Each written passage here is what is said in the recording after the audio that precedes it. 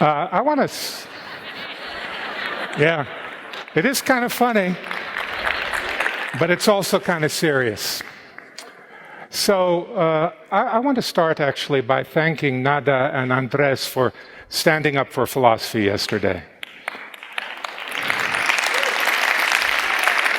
I'm a philosopher, and too many people think of philosophy as sort of an intellectual museum piece, something that was important in the past but is no longer significant. And now we have all this wonderful science and technology, much of which we've been hearing about at this meeting, human enhancement and data mining and so on. And that philosophy is just a relic. Well, I'm speaking up for philosophy too. Philosophy is a place of reflection and critique, where we can ask hard questions about our rush forward into what we believe is progress, and often does promise wonderful progress, but also may have a dark, dark side. So what I want to do with you right now is really to have a heart-to-heart talk with you. I know it's only going to go one way. You can't talk back to me. Perhaps afterwards you can. And I want to talk to you about this perplexing question of why we follow authoritarian leaders, why we participate in our own oppression, why time and time again we allow these people, often enthusiastically, to take power. And this is a very timely issue. All over the world now, there are authoritarian regimes rising, not just north of your border, but also south. Bolsonaro's election in Brazil, in Hungary, in Poland. There are right-wing extremist movements in Germany and Italy. All of these things are gaining strength. So I think this is a very timely issue. And I want to start with how Plato answered this question. And his answer was that people are stupid. He compared smooth-talking politicians to pastry chefs, or maybe the way we'd put it today, people who sell junk food that titillate our taste buds, sweet words without substance. As he put it in the Gorgias, written over 2,000 years ago, pastry baking has put on the mask of medicine and pretends to know the foods that are best for the body, so that if a pastry baker and a doctor had to compete in front of children, or in front of men just as foolish as children, to determine which of the two, the doctor or the pastry baker, had expert knowledge of good food and bad, the doctor would die of starvation. Well, come on.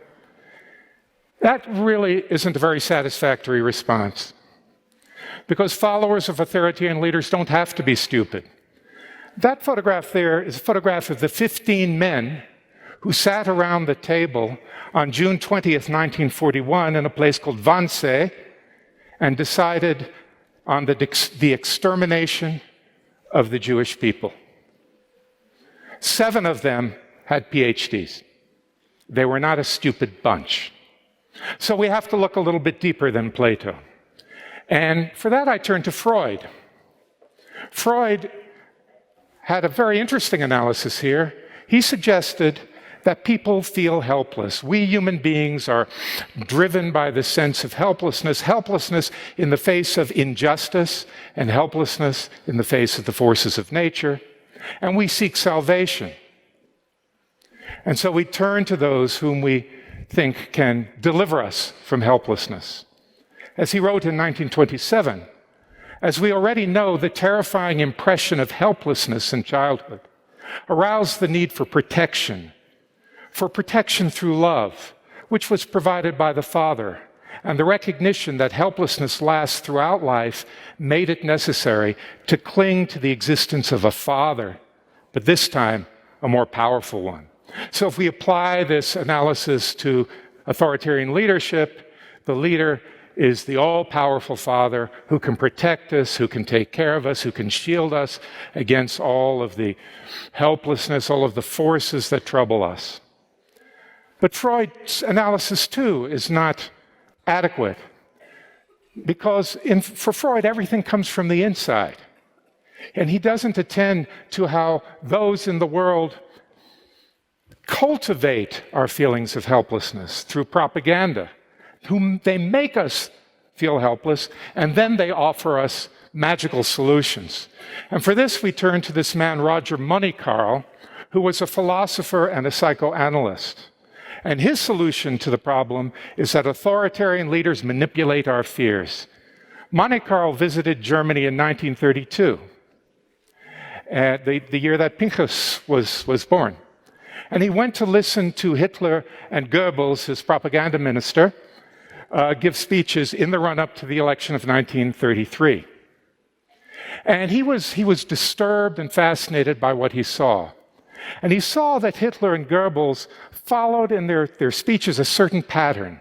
First, make the audience feel depressed. In Hitler's case, it was, we Germans have been humiliated in our defeat in the First World War. We've been brought to our knees by the Treaty of Versailles.